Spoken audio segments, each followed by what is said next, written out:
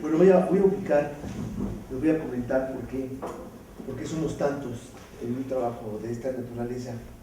En realidad lo que presentamos aquí son los resultados y los hallazgos de una investigación que a través de un convenio patrocinado con la Auditoría Superior de la Federación y la Universidad Autónoma Metropolitana, pues nos convocaron para que participáramos en una investigación que titulamos Análisis y Evaluación Actuarial Financiera de los Regímenes Pensionarios de 2010. El gobierno federal estaba preocupado por precisar cuál era el activo laboral, los pasivos laborales en los que se encontraba actualmente algunos regímenes pensionarios de nuestro país. Eso era una preocupación que estaba contemplada dentro del Plan Nacional de Desarrollo 2007-2012. Particularmente tenían una preocupación en analizar cuáles eran las condiciones, qué tipos de regímenes existían a través de lo que han sido las dependencias gubernamentales. Lo interesante de esto es que la gran paradoja también que el gobierno federal no sabía bien a bien ni siquiera cuántos tipos de regímenes pensionarios había en México ni de qué tipo. Bueno, la verdad es que fue una fortuna que la Universidad Autónoma Metropolitana, particularmente el equipo de nosotros, participar en esto. Fue un documento que después se discutió en la Cámara de Diputados y, como algunos de ustedes podrán haber advertido, fue algo que causó mella a nivel nacional porque se estuvo publicando sistemáticamente. Dentro de estos regímenes pensionarios, nosotros nos dedicamos a analizar 57 entes, que es la palabra técnica que utilizan los actuarios, que son 55 instituciones gubernamentales, de las cuales nosotros nos tocó analizar 2 autónomas, 2 paraestatales, que es la de energía. Nos tocó analizar la condición en la que se encontraban 31 universidades del país, lo cual a mí me pareció mucho más interesante. Nos tocó también analizar la banca de desarrollo, 6 instituciones, 11 instituciones en liquidación. Hay instituciones que yo en mi vida sabía que teníamos, bueno, que eran propiedad del Estado, que ahora estaban en un proceso de liquidación, como es el caso de una empresa de almacenes, yo no entiendo, pero el caso de la Comisión Federal de Electricidad, otros casos por demás, y 3 instituciones de seguridad social, son las más grandes, las que concentran en buena medida toda la población, que es el caso del ISSSTE, el caso del Seguro Social y el caso del ISSSTE. Bueno, pues fue un trabajo arduo en el que participamos de manera directa y responsable los que estamos aquí citados, que somos los que pertenecemos a la universidad, más todos aquellos otros que nosotros pudimos contactar que nos ayudaron para hacer un trabajo aproximadamente de 8 meses más o menos, ¿no?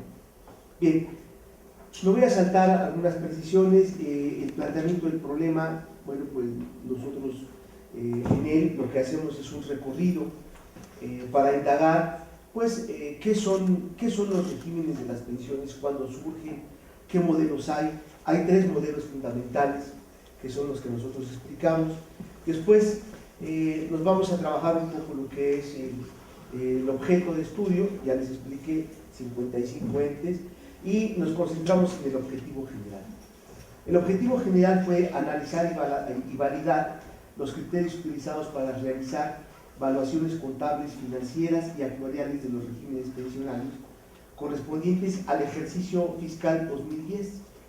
Debo comentar que la Cámara de Diputados, a través de sus órganos fiscalizadores,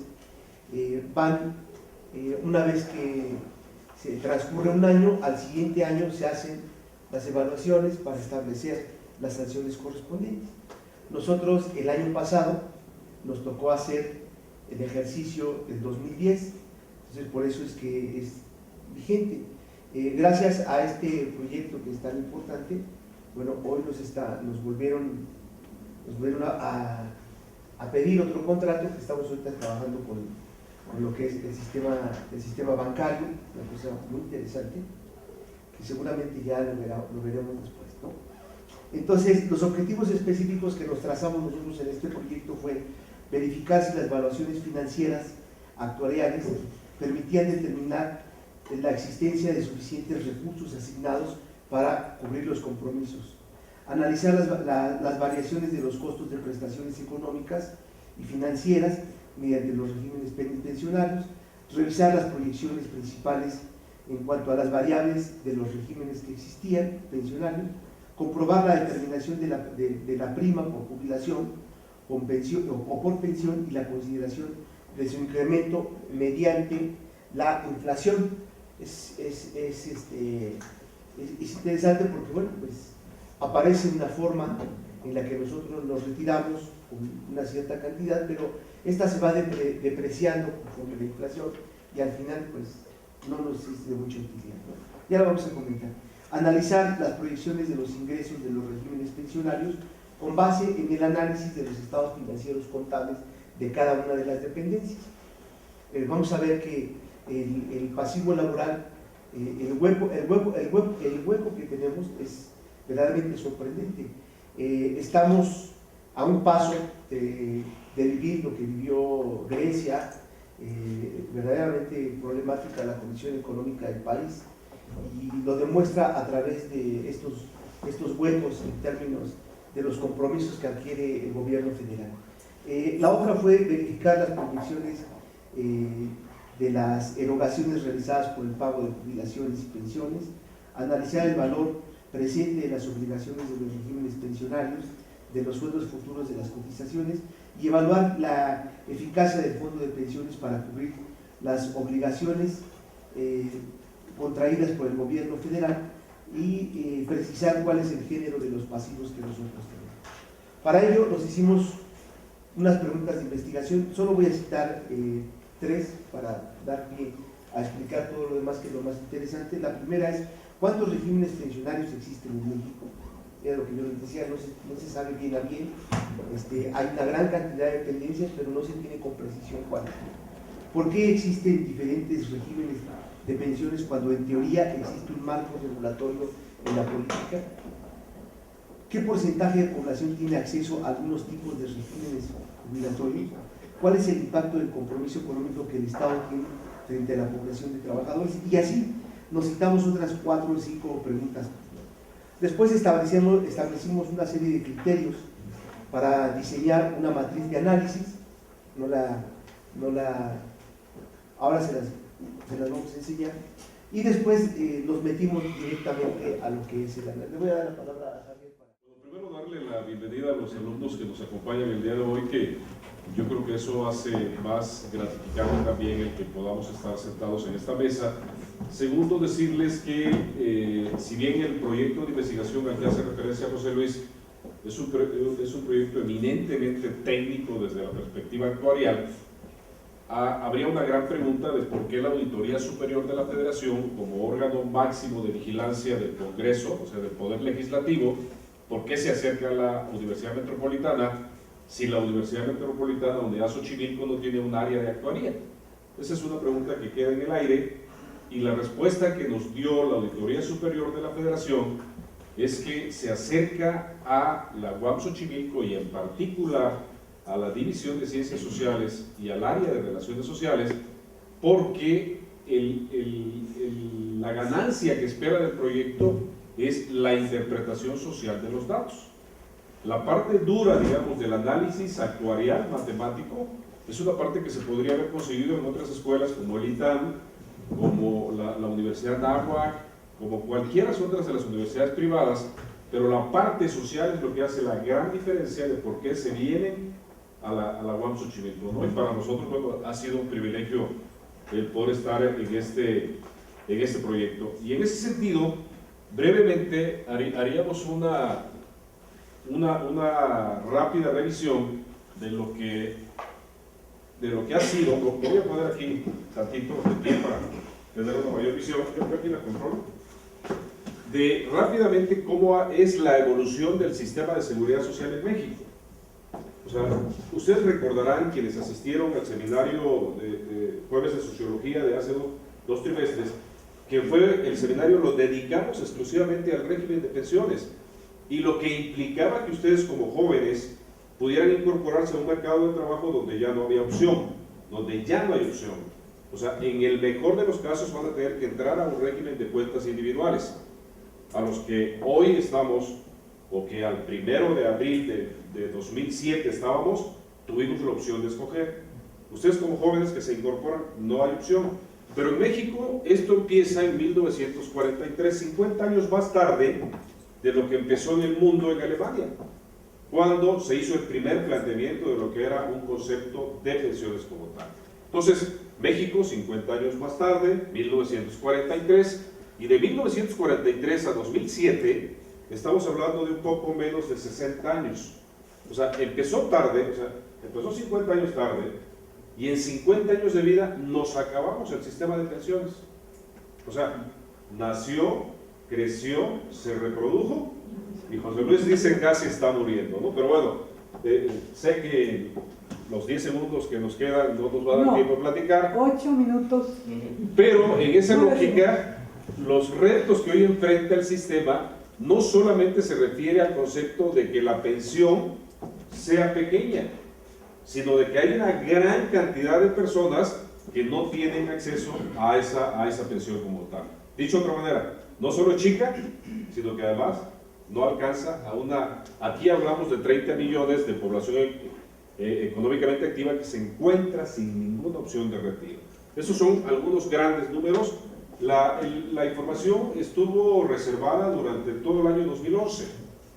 O sea, firmamos un contrato de exclusividad y de confidencialidad, y la Auditoría Superior aceptó que a partir de hace 3 meses la información fuera utilizada por la universidad con fines didácticos, porque ellos, como dijo José Luis, ya quemaron todas las 8 columnas de los periódicos durante muchos meses, ¿no? Sacando los grandes resultados que salieron del estudio.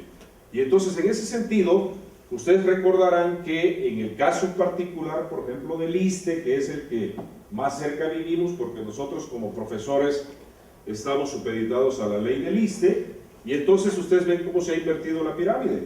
O sea, hace 30 años teníamos 21 trabajadores activos por una persona jubilada. Hoy tenemos 3 trabajadores activos por una persona jubilada. Entonces, antes estos que estaban aquí son los que tenían que pagar la pensión de esta persona. Ahora 3 personas en activo tienen que pagar la pensión de una persona. ¿Eso implica reto? Sin duda. O sea, ahí y podemos entrar con un análisis que daría opción para otro seminario como tal. Entonces, ¿qué sucedió a partir del 1 de abril de 2007 en el caso de la ley del ISSSTE? Los que ya tenían 15 años un día pudieron escoger si se iban al régimen anterior, al régimen viejo, como yo le digo, encarecido, o al régimen nuevo que era la cuenta individual. Los que tenían 15 años un día de antigüedad pudieron escoger. Los que tenían menos de 15 años no les quedó opción, se vinieron a la cuenta individual, y los que recién van a entrar se van a la cuenta individual. Entonces, en ese sentido, los factores que influyen en estos trastornos financieros en los regímenes de pensiones tienen que ver con el incremento en la esperanza de vida. Imagínense ustedes qué cosa era hace 60 años y qué cosa va a ser dentro de 40 años. O sea, esta estructura, así vamos. O sea, esto sirve para cualquier clase de estadística en la carrera de sociología, pero bueno, aquí simplemente ustedes observen que lo único que sucede es que aquí la población era eminentemente joven, aquí la población es eminentemente vieja, ¿no? Más o menos es congruente con lo que acabamos de platicar hace un momento. Lo otro es la esperanza de vida va hacia arriba. El gran problema es que ahora estamos viviendo más, pero estamos viviendo más enfermos. Hay mayor discapacidad. Y dentro de este proceso, bueno, la mujer vive 4 años más que el hombre. Entonces, en ese sentido, esto también es una variable que juega a favor cuando uno dice, uno vive más, pero vive uno más enfermo, ¿no? Entonces, yo creo que ahí es donde vienen otras connotaciones. Los ponemos aquí porque el factor fundamental para estar hablando de planes de pensiones es la salud. Entonces, sin salud no hay nada, ¿no? Y ustedes hablan de que la ley del ISSSTE trae 21 prestaciones, seguros, etcétera, pero de esos 21 hay uno que es el que se relaciona con la parte de salud. Y sin salud, pues no hay nada. Sin salud, ¿de qué sirve tener un plan de pensión? O sea, y cuando ese plan de pensión es chiquito, que no alcanza, o cuando no se tiene, entonces se convierte todavía en una situación de mayor crisis. Así va la evolución. O sea, si ustedes vieran cómo va la distribución de la población por grupos de edad, arrancando de 60 a 64 años, pues ustedes ven que hay una tendencia cada vez a una mayor cantidad de población adulta, por no decir de población vieja como tal. Y entonces, en ese sentido, algunos elementos que sirvieron, por ejemplo, para darnos cuenta de las implicaciones que tenía la parte de salud, es cómo va la consideración del gasto, de lo que implicaría atenderse desde la perspectiva de una persona de 50 años, cuando llegue a 73 o cuando llegue a 79. Ustedes están viendo que el costo calculado para un hombre es menor, el costo calculado para una mujer es mayor, obviamente producto de ese pedazo de esperanza de vida que tiene a favor la mujer. Y dentro de ese sentido, la ocupación de lo que está sucediendo con las personas que ya están bajo un sistema de pensiones, el que sea, ¿sí? Estamos hablando de que los adultos mayores están dedicados en gran medida al trabajo doméstico y solamente 1 de cada 3 prácticamente continúa laborando de manera activa. Y ustedes van a ver que de repente es más común en las grandes ciudades estarlos viendo que están de empacadores, que están cobrando en los estacionamientos, y es trabajo sobre trabajo después de haberle invertido por lo menos 30 años de trabajo. Entonces, en ese sentido, esto ya lo comentaba José Luis, estos son los entes evaluados. Este fue desde el punto de vista actuarial cómo los evaluamos. Esto significa, nos trajimos a valor presente los valores, los que ya están tendrán que poner en este punto de evaluación fue el año 2010, como dijo José Luis, y los que ya estaban jubilados también tuvimos que traernos a este mismo año 2010, construir el valor presente para llegar a determinar una gran parte de lo que puede ser el monto de lo que implica, ¿no? Por fines de tiempo, estas láminas van a quedar ahí en la presentación, era un poco la distribución, y yo quisiera, estas son las edades.